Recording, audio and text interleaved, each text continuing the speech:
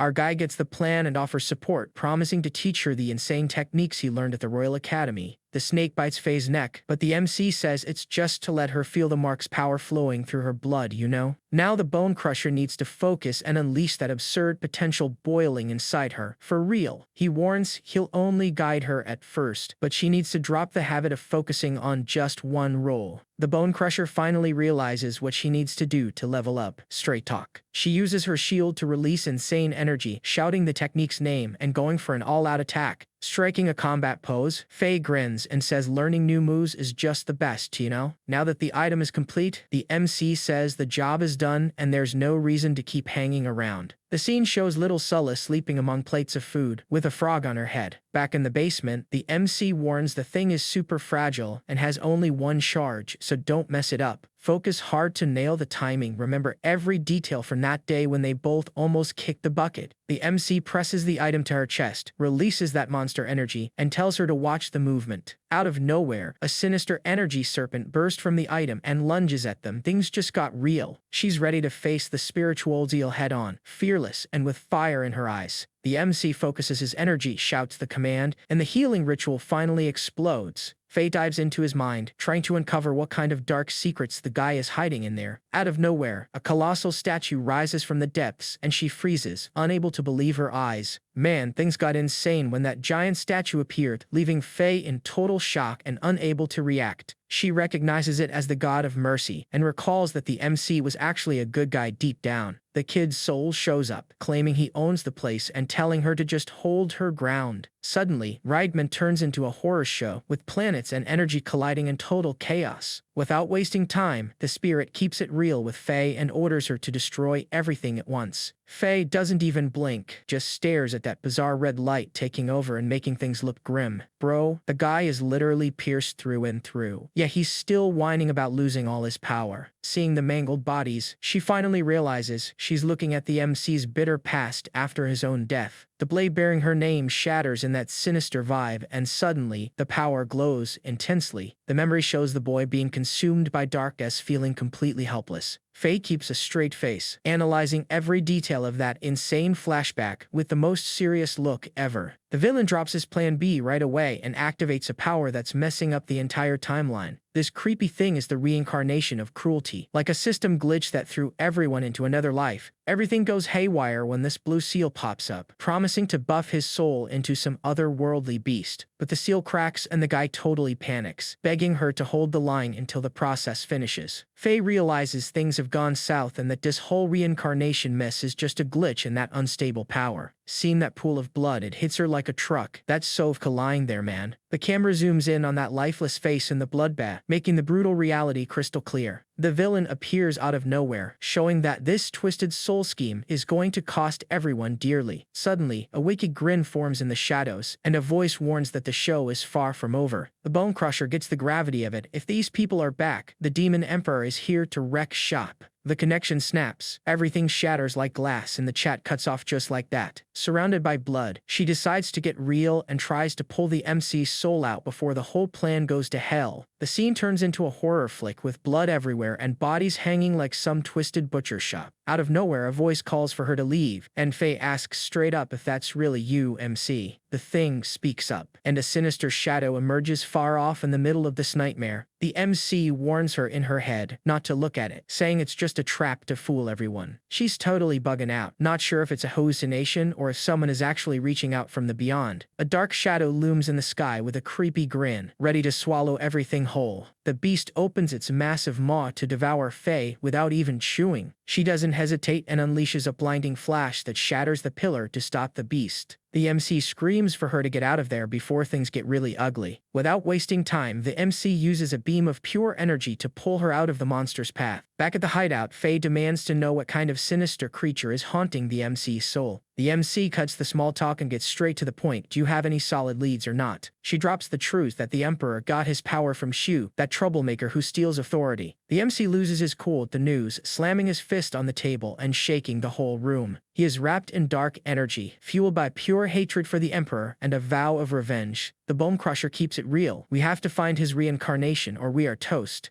This web shows that the Demon Emperor is the boss, pulling the strings on all these monsters. Out of nowhere, Faye remembers something crazy, and the MC immediately asks what is going on. The MC gets intense and demands to know where Sovka ended up in all this mess. Faye gives an awkward laugh and admits that in the heat of battle, she lost track of her. To change the subject and dodge the pressure, she calls Sulla to help out in the kitchen. The MC doesn't buy her nonsense and cuts her off, demanding the truth right away. With no patience for stalling, the MC gets serious and tells her to spill it already. She just hangs her head in a funk, not knowing what to say to him. She freezes up, clearly having no clue how to be real with our hero. Now the scene shifts back in time with the couple returning from a chill fishing trip. The MC and Faye are just hanging out, having a tense talk by the campfire. A brute shows up out of nowhere blocking the path, and they want to know his deal. The guard says the guy is married, but he mocks him, saying his ex left ages ago. The white-haired girl notices the mark on the MC's eye is gone and asks what's up. She drops the truth. Every time he kills someone, a number appears on his forehead. She says only the glow of happiness clears it, and the MC just accepts it. Faye recalls that seeing Mezov again gave him that sense of home he really needed. She shows she is a true partner, and their bond only grows stronger every day. The Bone Crusher says little Sulla is their lucky charm, keeping all bad vibes away. Out of nowhere, she turns to our MC with that look like she knows something is definitely up. He gives a sheepish grin and tells her straight up that her company makes his day 1,000 times better. Back to the present. Faye drops the truth. Could Sokka's fate have been way different than he thought? The MC turns the tables and says it is time to settle the score with whoever caused all this chaos. He pulls out the map and glares at the villain's drawing, ready to wipe the guy off the map. He grips the map so hard the wood cracks in his hand. His rage is off the charts. He is absolutely livid and swears he will get revenge by making them pay in blood. You know? Meanwhile, things are heating up in Hard Rock Village with some poor guy being dragged through the fire. The centaur is acting like a total tough guy, training cruelly to get faster while dragging humans in pure hate. He's on a whole new level of cruel, using the poor guy as a weight to train while he just screams in agony. He pulls her into a hug, feeding her some line about how mom is coming any second to save everyone. The weird horse is all hyped, thinking this sadistic torture training will make him super fast. As the speed picks up, the father screams in pain while shielding the little girl. Suddenly, a white-haired girl laments seeing human suffering as she awakens. The father stares at the newcomer with a look of pure terror and total confusion. The guy has no clue she's tailing him, just riding along totally oblivious while danger is right on his heels. He stops dead in his tracks, snaps his neck around and lets out a curse, demanding to know what the hell is going on. She doesn't even break a sweat, grabs the rope, and stops the beast with one touch. Total pro move. The centaur and his goons lose their cool over the interference and go absolutely ballistic. She gives the guy a cheeky apology, saying sorry for being so slow to finally wake up. Without a hint of mercy, she sends the bastard to his grave and pierces his skull in one swift motion. Man, she starts crying blood, reveals herself as Emperor Sumulus, and mocks the centaur with a sarcastic apology. Sumulus just stares at the remains with blood splattered everywhere, in a silence that's honestly terrifying. The brutes show up out of nowhere and surround her, weapons drawn and ready to take her down. She turns to the demons with a psycho stare and tears them apart for being so useless and clueless. She says she made them to do the dirty work, not to put on a show of cruelty and disrespect life. She tells them that enjoying all this suffering just makes their tab of sins even heavier, you know? The centaur charges at her, spitting fire, telling her to shut up and just hurry up and die already. She doesn't even flinch, unleashes raw power, and shreds the beast without breaking a sweat, turning him into mincemeat. All that's left is a trail of destruction and a cloud of dust, with scrap metal scattered all over the place. She stops everything to recall that fight from 5 years ago like it was yesterday. It was insane and defined her path. Faye keeps it real, saying she read every thought in our MC's mind when that crazy fusion went down. It was crystal clear, because the mental shock revealed all the secrets he had been keeping under wraps. She tells him straight that the MC took way too long to get what was in her heart. He really messed up. If they had realized it sooner, they could have been partners in crime on this journey for real. Out of nowhere, she shows up desperate, crying her eyes out and blaming herself for arriving late to the scene. But the mood shifts when she steps onto a trail of sinister destruction and stops, shocked by the sight. Sumulus turns slowly and stares at the girl standing there in shock. Dropping her sword, the mother walks up to the girl and calls her daughter. She hugs the child while sobbing and begs for forgiveness for not being there sooner. The girl breaks down, saying that all this suffering for everyone never ends. It is just tragedy after tragedy. Closing the moment with a sudden mystery, the zoom on that glowing blue eye leaves everyone confused. Out of nowhere, Sumulus appears riddled with sword wounds and that sinister look that scares anyone. The mother falls to her knees, desperate to see the little girl in that state. The girl collapses to the ground, lifeless, with the blade piercing through her body. Look at the MC's gaze. He summons shadow power and the pressure just spikes. Forget about it. The MC goes berserk with that sinister look, making the air heavy as shadows take over the room. The MC is ready for the kill and tells Faye the enemy is in for it. Things just got real. Maybe the so-called Queen of Silence holds the key to this mystery. Listen up. Faye knows he's serious. She can spot a liar and swears Fenling is legit. No cap. The plan is simple. Hunt demons and wipe all this trash off the map for good. Then the beast keeps it real. The demon purge only ends when not even dust is left behind. The Bone Crusher kills the MC's vibe and calls him out for spacing out. Get back to reality. He tries to play it cool, saying he just drifted off into space for a quick second. He finds a clean spot, scopes out the terrain, and tells Faye to spill the next step of this crazy plan. He lays it all out, promising to do what he said and prep everything so no one gets left behind. Let's call our trusty vampire to give the humans the heads up about the incoming trouble. The Bone Crusher freezes seeing this bizarre ritual, never imagining she'd witness something so legendary. Things got wild when the magic circle lit up, and the mystery on screen just deepened. He starts drawing on the floor with his own blood, focused on the summon while she's left in total doubt. Time passed and the guy said it's been years since anyone saw a ritual of this level around here. The girl doesn't waste time, tells the MC to wake her up when the vampire shows up and passes out instantly. Sella is skeptical and doesn't buy it, thinking this flying vampire talk is just a legend to scare people. Out of nowhere, a weird loud noise makes the girl jump in the darkness, you know? The girl freezes instantly with her face totally twisted in terror, you know? It was just a little bat flying by and she sighs in relief, thinking the danger has passed. Suddenly, a huge, blood-stained spear appears from the dark in front of her. The mood got heavy. The girl lets out a pitiful scream when that sinister tip pierces through and stops right in front of her. She sprawls on the floor and begs the MC for help. Totally in shock from that horror scene, things got insane when this demonic armor appeared all covered in blood, ready to tear everything apart. Out of nowhere, a voice speaks up saying the goal there wasn't to terrorize anyone. The MC pops up with a macabre aura, shaking his partner to stop slacking and focus on the goal. The vampire kept it real that the masters of this technique has been dead for a long time. The MC immediately demands to know where these guys got the knowledge to pull off this crazy magic. Faye realizes the vampire smells like betrayal, and the MC agrees because the vibe got heavy. The armor guy doesn't waste time, threatening that if he doesn't spill it, he's gonna get wrecked. The MC mocks the dude, saying even an English teacher would give that villain speech in F. He adds that, fancy talk aside, the vampire didn't impress him one bit. The guy freezes, eyes wide, blurting out "you" like he's seen a ghost, totally in disbelief. The MC teases him, saying the kid already failed his class a long time ago. The guy is in total shock, frozen stiff, connecting the dots that his master is standing right there. Taking off his armor, the vampire finally realizes and gasps, "Professor Gron," like he's seeing a ghost. The flashback cuts back to the Academy Castle, where everything we know really started. Young Valen is on the ground, beaten up, begging them to stop burning his hand. But Nordell walks up all cocky, holding a red-hot stone, wanting to know what his deal is. The kid is on the floor, crying and threatening to call his mom to settle things with a talk. Nordell mocks him, saying that in normal families, mothers actually care. He acts crazy, asking what's wrong with the brat, and slams the hot coal onto his hand to test him. The psycho Nordell lets out a sadistic laugh, warning that the sick game is just starting. On the other hand, the scene focuses on the young boy's hand being pressed against the glowing object. Out of nowhere, the MC shows up and grabs a guy's arm, tossing them all out the window without a second thought. He glares at the loser and warns him that if he keeps acting up, he'll be picking up his own pieces. The rich kid whines that a substitute teacher shouldn't be acting this tough, but he has no idea who he's dealing with. The guy loses his patience and sends them all flying out the window, showing he has zero time for these idiots. The vampire watches the show with a smirk, while the MC keeps his cool and refuses to back down for anyone. He tries to walk away, but the vampire speaks up, telling him to hold his horses because they aren't done yet. The nosy onlookers crowd the window to see what's going on, but the vibe is intense and nobody is playing around. He reaches out his hand but stops short, remembering he still owes his buddy a proper thank you. The door slams in the loser's face, leaving him furious that he missed his chance to talk to the teacher. The onlookers don't waste time, pressing their faces against the glass to catch every bit of that creepy conversation. The gossips are already saying the teacher is the legendary demon slayer who takes everyone on in a one-on-one. Suddenly, demonic tentacles burst from the ground to grab our MC, who can feel the danger closing in fast. They're saying even a prince is in the crowd to watch this insane training. Talk about some serious pressure. The guys show up acting tough, trapping our MC in thorns and warning him that the desert doesn't forgive mistakes. Things are getting heated, and our MC is pinned by the thorns, getting roasted by these guys who came looking for trouble. Out of nowhere, a massive vine bursts from the ground and traps the MC, leaving him with zero escape.